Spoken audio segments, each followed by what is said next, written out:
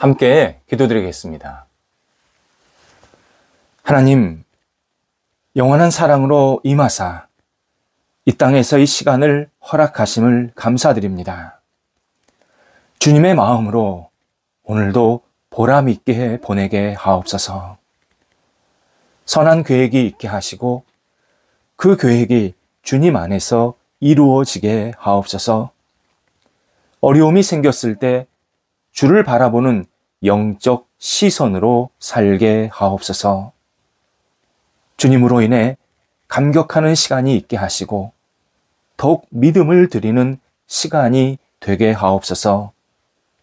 저희에게 주신 생명이 주변 사람들에게 유익을 나누는 통로가 되게 하옵소서. 보상을 받으려는 마음보다 인정을 전하는 넉넉함이 있게 하옵소서. 감추려는 마음보다 베푸는 일에 익숙하게 하옵소서. 판단하려는 마음보다 은혜를 나누는 열심으로 살게 하옵소서. 병상에 있는 사랑하는 환우들을 붙잡아 주옵소서. 주님의 은혜를 기다리오니 오늘도 치유와 회복이 나타나게 하시고 하나님의 거룩한 손길로 임하여 주사 나아지게 하시고 어제보다 오늘 가볍게 하시고 새롭게 출발할 수 있는 영육이 되도록 인도하옵소서.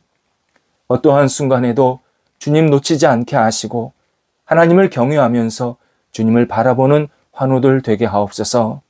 가정에서, 병상에서, 병원에서 또 여러 가지 환경 속에서 치료받으실 때에 하나하나 순적하게 잘 진행되게 하시고 좋은 의료진들 만나게 하시고 하나님이 주시는 능력으로 회복의 역사로 오늘도 기쁨의 동참이 나타나도록 인도하옵소서. 옆에서 기도하시는 가족들을 붙잡아 주옵소서. 가족들이 하나님을 바라볼 때에 주의 주시는 소망으로 믿음으로 채워지게 하시고 가족들에게도 위로해 주시고 모든 여건들을 선하게 이끌어 주셔서 뒷바라지하게 어려움이 없도록 인도하옵소서. 자녀들을 붙잡아 주옵소서. 자녀들이 예수님께 모든 것을 내어 맡기는 믿음의 사람들 되게 하옵소서. 하나님을 의지하며 바라볼 때마다 충만한 기쁨과 은혜가 넘치게 하시고 자녀들이 하나님의 사람으로 세상에서 빛을 발할 수 있도록 인도하옵소서. 자녀들이 늘 깨어서 주님을 붙잡게 하시고 영적으로 흔들림이 없이 세상 속에서 주님의 자녀임을 드러낼 수 있도록 인도하옵소서. 장래에 여러 가지 고민이 있고 일의 문제 때문에 만남의 문제 때문에 기도하고 있는 자녀들이 있습니다. 하나님께서 아시오니 어루만져 주시고 다시 앞을 향해 나아가게 하시고 하나님이 주시는 문이 활짝 열리게 하여 주셔서 주님 때문에 오늘도 기쁨으로 담대하게 나아가도록 인도하옵소서. 학업에 있는 자녀들 공부할 때 지치지 않게 하시고 집중하게 하시고 하나님을 영화롭게 하는 믿음의 자녀들 되게 하옵소서. 학업의 시간을 감사함으로 여기게 하시고 모든 것을 주 앞에 내어 맡기며 주의 주시는 열정을 가지고 앞을 향해 힘차게 나아가는 시간들 되게 하옵소서. 장래에 여러 가지 고민들이 있는 걸 주님께서 아십니다. 하나님, 이 고민이 하나님의 뜻을 이루는 선한 계획이 되게 하시고 학업의 시간을 통하여서 하나님의 주시는 놀라운 그 깊으신 경륜과 인도하심을 경험하도록 인도하옵소서. 어린 자녀들 믿음 안에서 무럭무럭 잘 자라게 하시고 오늘도 예수님 때문에 감사함과 기쁨이 넘쳐나는 귀한 자녀들 되게 해주셔서 어릴 때부터 예수님 닮아가도록 인도하옵소서. 일터를 붙잡아 주옵소서. 성도들의 일터가 오늘도 하나님 앞에 영광되기를 간절히 기도드립니다. 순적하게 잘 진행되게 하시고 새롭게 시작된 일들이 활짝 문이 열리게 하시고 도전할 때마다 하나님이 주시는 열정으로 힘차게 앞을 향해 나아가도록 인도하여 주옵소서. 선한 교류가 있게 하소서. 계속 이 교류가 이어지게 하시고 또 새로운 교류도 생길 수 있게 해주셔서 하나님 나라에 쓰임받는 모든 일터들이 되도록 인도하여 주옵소서. 하나님, 우리 성도들 가운데 새롭게 무엇인가 열정 있게 출발하는 분들이 계십니다. 하나하나 준비해 갈 때에 주께서 선한 지혜로 능력으로 감당하게 해주시고 이 모든 일들을 통해서 하나님의 뜻을 이룰 수 있도록 함께 하옵소서. 결과도 주님께서 이끌어 주셔서 충만한 결과로 말미암아 하나님께 영광과 찬양을 돌려드릴 수 있는 기회가 있게 하옵소서. 출타하는 성도들을 붙잡아 주옵소서. 오늘도 오고 갈 때에 성령과 함께 동행하게 하시고 맡겨진 소임들을 잘 감당하고 돌아오셔서 감사합니다 고백으로 마무리하게 하옵소서. 저희 교회를 위해서 기도드립니다. 하나님이 기뻐하시는 교회 지금껏 인도하시게 하신 것 감사를 드립니다. 더욱더 말씀에 굳건히 세워지게 하소서. 사랑이 넘치게 하시고 서로 얼굴을 볼 때마다 기쁨의 교제가 있게 하시고 흩어질 때마다 서로를 위해서 축복하며 기도하는 거룩한 교회가 되게 하옵소서. 저희 교회가 있으므로 주변이 늘 감사함과 밝아지게 하시고 하나님을 영화롭게 하는 사람들이 충실하게 넘치게 하여 주셔서 저희 교회가 세상 속에서 빛이 되게 하옵소서.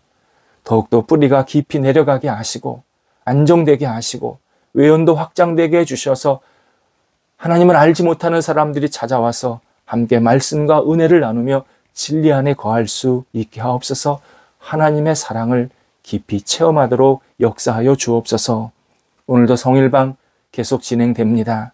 말씀 속에 거하는 성도들 되게 하시고 인도하시는 분, 참여하는 모든 분들에게 하나님의 능력이, 역사가, 사랑이 나타나게 하여 주옵소서. 오늘도 우리 성도들 주님의 동역자로 한 날을 살게 하옵소서. 어떤 역할, 어떤 시간에 있든지 주님의 깊으신 뜻을 이룰 수 있는 성도들 되게 해주셔서 성도들이 있는 곳에 하나님이 주시는 놀라운 열매가 오늘도 충만히 맺히도록 인도하옵소서. 예수님의 이름으로 기도드립니다. 아멘.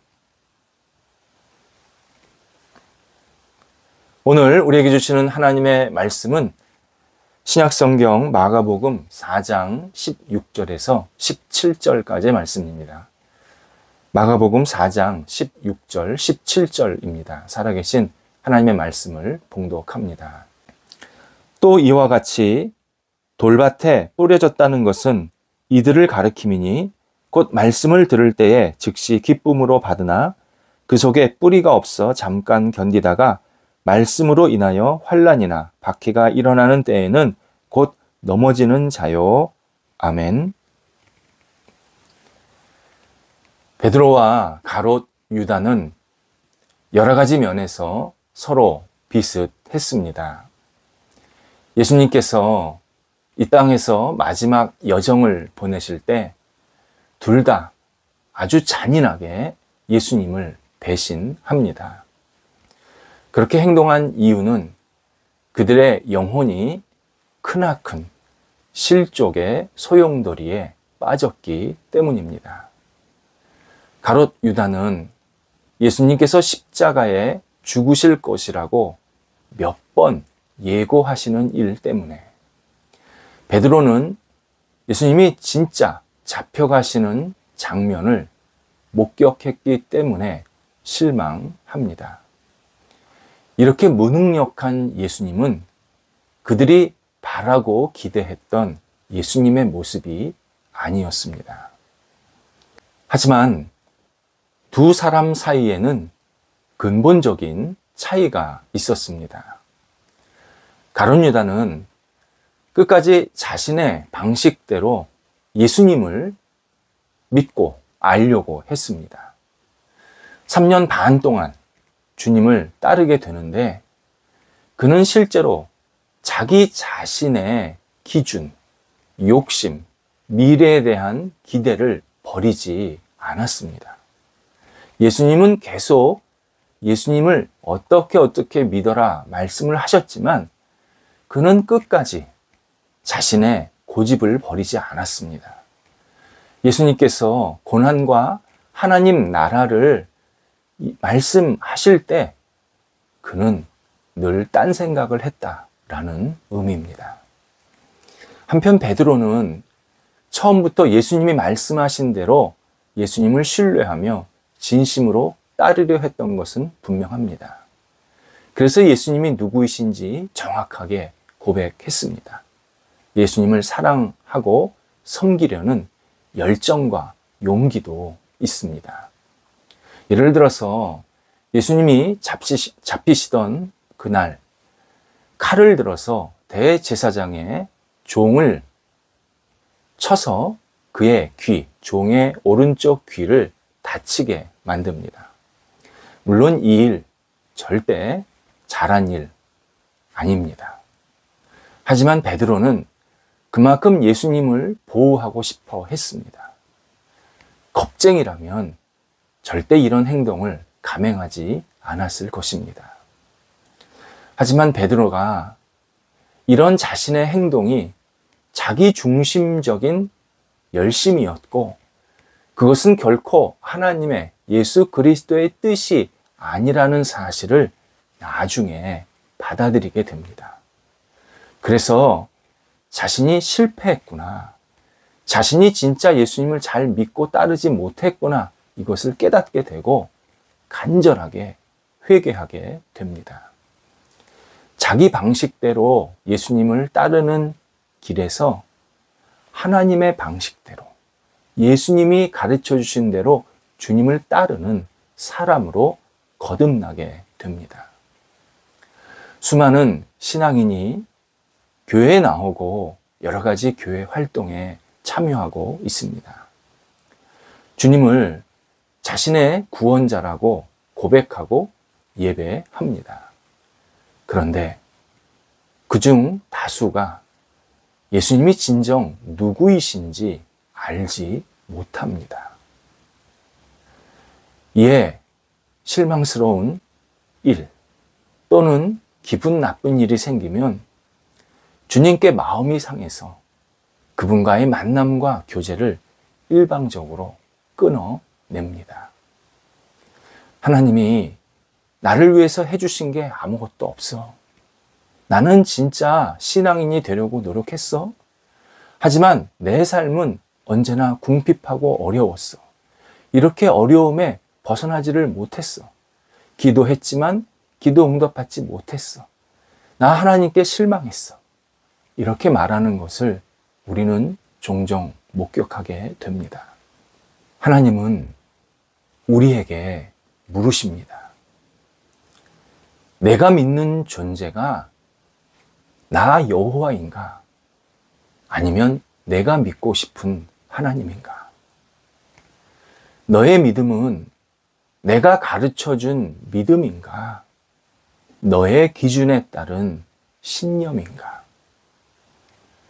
너를 위해 생명을 기꺼이 내어준 독생자 예수 그리스도처럼 너는 나를 위해 생명을 내놓을 수 있는가?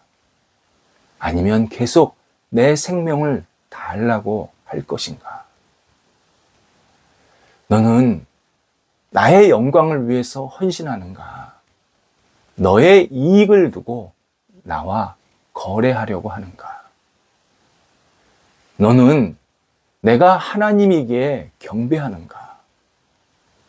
너에게 복 주는 존재이기에 경배하는가? 우리의 대답이 후자의 예라고 한다면 우리는 쉽게 실족의 길로 들어서게 됩니다. 전자의 예라고 한다면 우리는 절대 실족하지 않습니다. 예수님께서 마가복음 4장에서 씨 뿌리는 자의 비유 4가지 내용이 나오는데 그중 오늘 본문은 2번째 예에 해당하는 내용입니다. 오늘 본문에서 즉시라는 이 표현이 잠시, 임시적으로 라는 내용 뜻입니다. 말씀을 듣기는 들었는데 내 영혼으로, 내 마음으로 듣지 않고 귀로 들어서, 지식으로 들어서 잠시 만족하게 되었다라는 뜻입니다. 또 말씀을 들은 사람이 넘어진 이유, 곧 실족한 이유가 말씀으로 인해 넘어졌다 표현하십니다.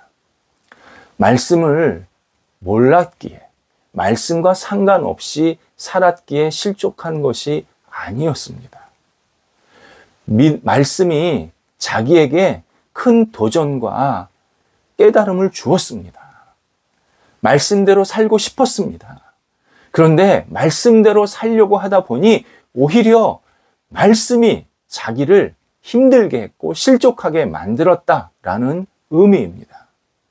이는 말씀이라는 씨가 잘못된 것이 아니라 말씀을 제대로 받아들이지 못한 나 자신에게 문제가 생겼다라는 의미입니다. 그렇다면 말씀 때문에 실족한 이유가 무엇일까요?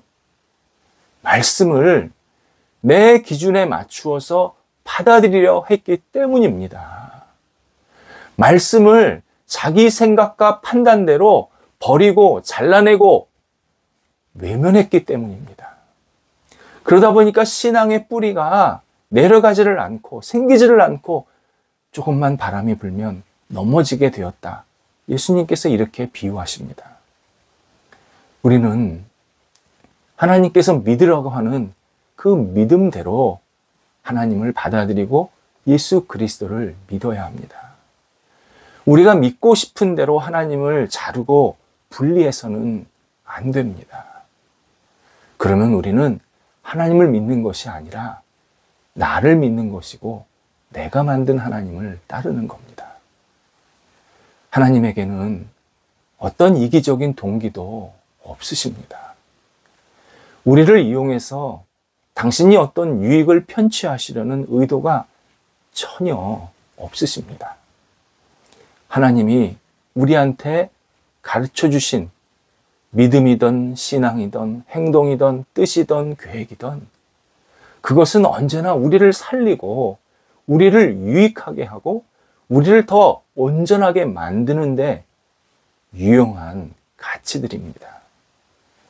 하나님, 우리 살리시는데 관심이 너무 많으십니다. 아니, 모든 관심이 우리 살리시는 데 있습니다. 우리는 이 진실을 생각하면서 하나님께서 가르쳐 주신 대로 믿고 따르고 생활해야 합니다. 내 방식대로, 내 기준대로 하나님 믿는 일 멈춰야 합니다. 내 편한 대로, 내 유익대로 하나님 이용하려는 거 멈춰야 합니다. 만약 멈추지 않으면 우리 실족의 길로 계속 빠져들어갑니다. 하나님께서 가르쳐 주신 대로 믿고 따르면 우리 실족 이깁니다.